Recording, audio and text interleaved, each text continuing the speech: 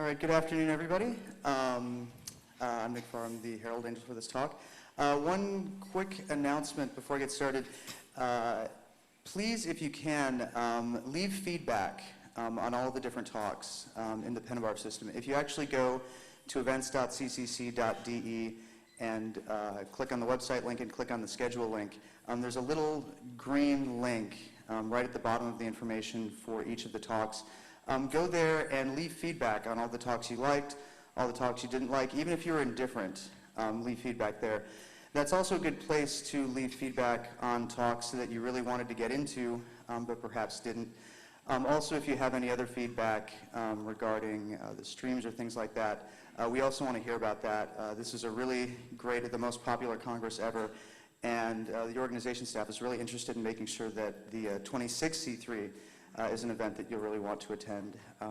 But with no further ado, it's again my great pleasure to introduce a good friend of mine from NYC Resistor, Kelly Farrell. So please give her a huge round of applause.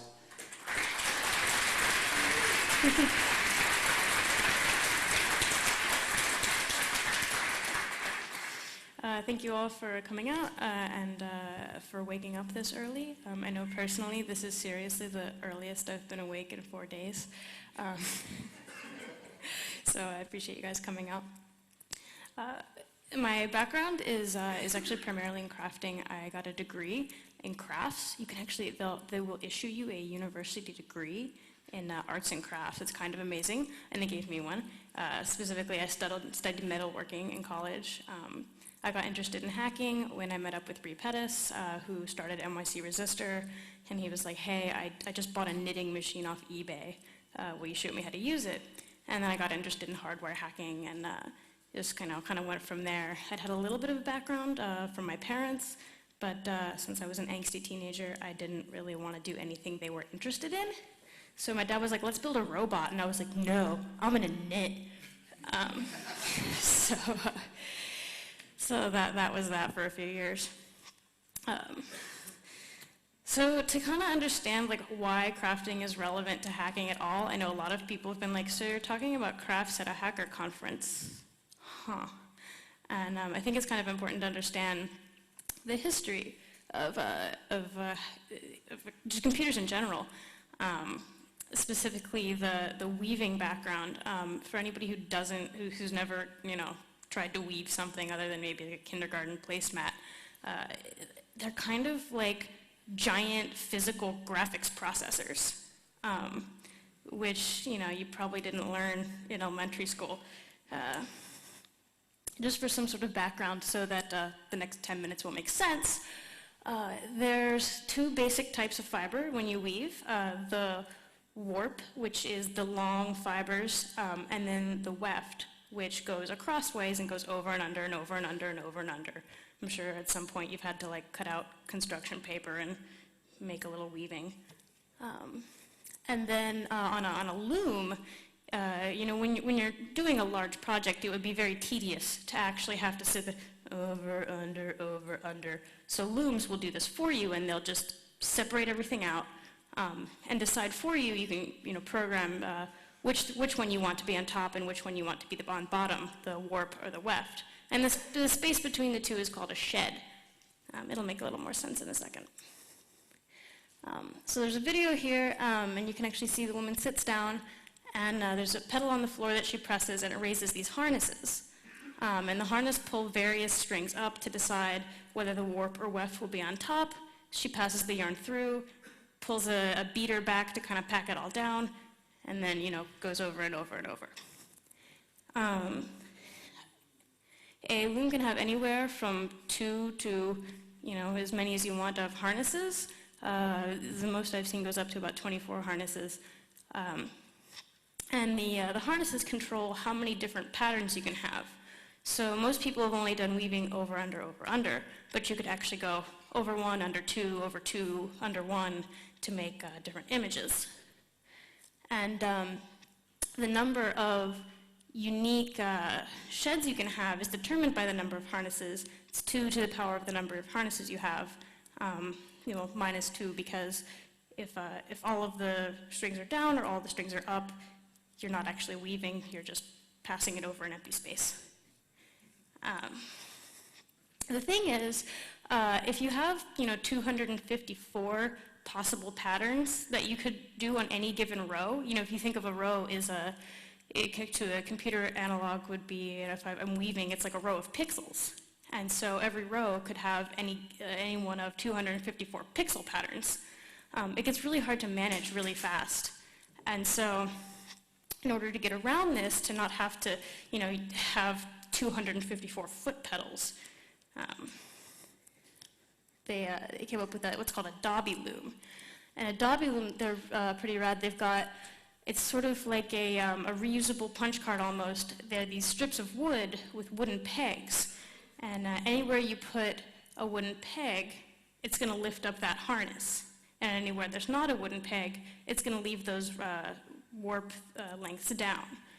So instead of having to remember, first I lift harness 1, then I lift harness 2, then I lift harness 8, then I lift harnesses 2 and 3 to get my pattern, you can just punch in the little pegs and then scroll through each one iteratively. The Dobby loom was awesome because it gave people the opportunity to really expand what they were doing without it being sort of incapable for a human to actually sit down and work with. Because having to remember all of these in order and then losing your place and going back is a huge pain in the ass. On the right, I've got an example textile that I wove. It's actually a double woven fabric. It's essentially 2 pieces of fabric that are woven at the same time on the same loom. And then everywhere you see a line between the 2 colors, so one of the fabrics is purple and one of the fabrics is yellow. And every time you see a change between the 2, it's actually swapping them as it's as it's weaving. So it's weaving 2, and then stopping, and then crossing the fibers, and then continuing to weave the 2 fabrics, and then crossing the fibers, and going on. And that's something that really wasn't easily done until they came out with easy ways to manage these huge number of harnesses. This is just a sample diagram of kind of what weaving patterns look like on a computer. So they're very slowly, the hobbyist looms are getting more computerized. It's a little bit sad kind of how slowly it's happening. About 4 years ago, I was working on a Dobby loom, which was computer controlled, but it saved to 3¼ inch floppy disks. And they were really, really, really excited because their biggest loom, this is a huge loom, by the way. This is like a $300,000 jacquard, takes up an entire room. They had to build new foundation to support it. They're like, it's getting an Ethernet port. I was like, okay, welcome to 10 years ago. But so the technology for this is fascinating because the loom has given so much to technology, and then just kind of went off in its own little sad direction. And the Dobby mechanisms that are computerized are very simple. It just takes a black and white pattern and just plugs it in and raises and lowers levers. And I was looking at these things, and they're like, Compu Dobby 2 system runs on with Palm Pilot 3 input, $4,000. I was just like,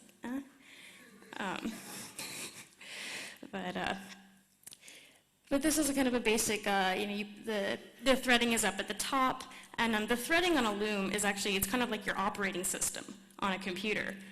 You thread it depending on what you want to do, and then you can actually input the same pattern of raising the harnesses into a different, depending on how the machine is threaded, it will look totally different. So you can send it the same commands, essentially, but it's not going to look the same if it's threaded differently. So some of the things that have come out of this is network twills, which is sort of a hack to get more gradients and smooth lines out of weaving, because just like in computer graphics, your basic element is a rectangle, and so if you want to get like a circle, your options are to either go really high res, which in weaving means getting really, really tiny yarn, and that's really tedious. Or you can kind of do these different things to emulate the idea of curves and shading. So network twills is something that people kind of got into in the 80s, where you thread the machine in such a way that you can put in a curve and it will do the dithering on its own, and you don't have to sit there and program that in. And then this is just an example of a network twill diagram. They're substantially more complicated. I actually don't quite get network twills because they're really weird, but they look pretty rad. So Jacquard looms, unlike a table loom, they don't have any harnesses, meaning that every single warp thread is controlled individually,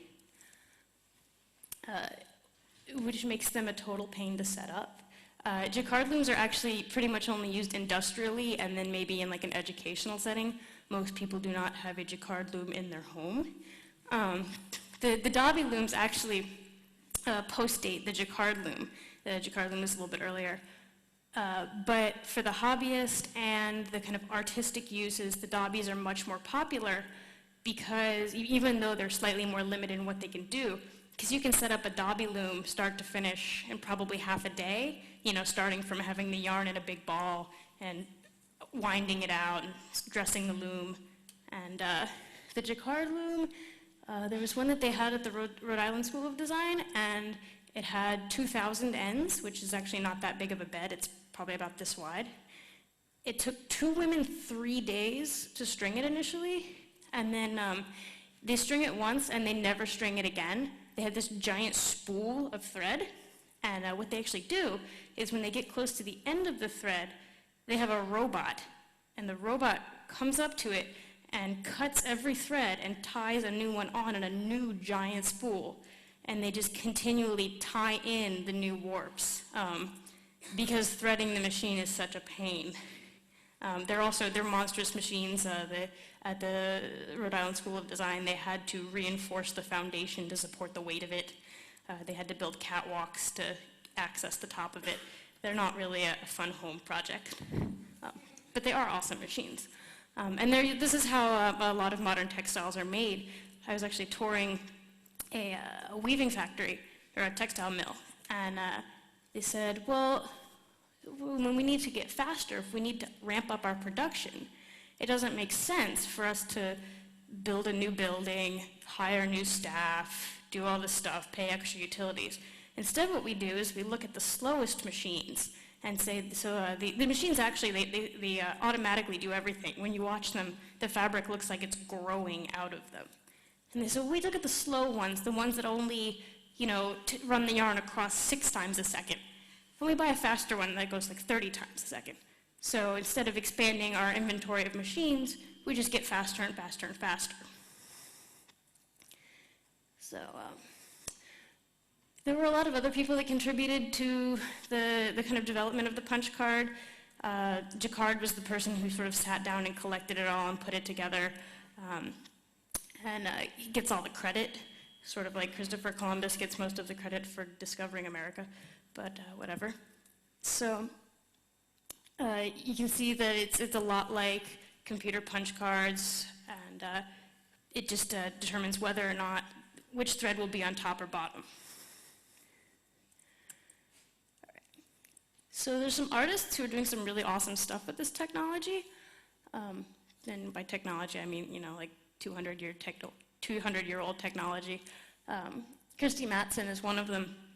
What she does is she takes sound files and then maps the frequency to either high or low pitches, and then weaves those resulting images, of the up and down, black or white, in copper. And then after she's woven them in copper, she actually hooks it up to what is a giant theremin so that people can interact with it. Let's see if my sound is working.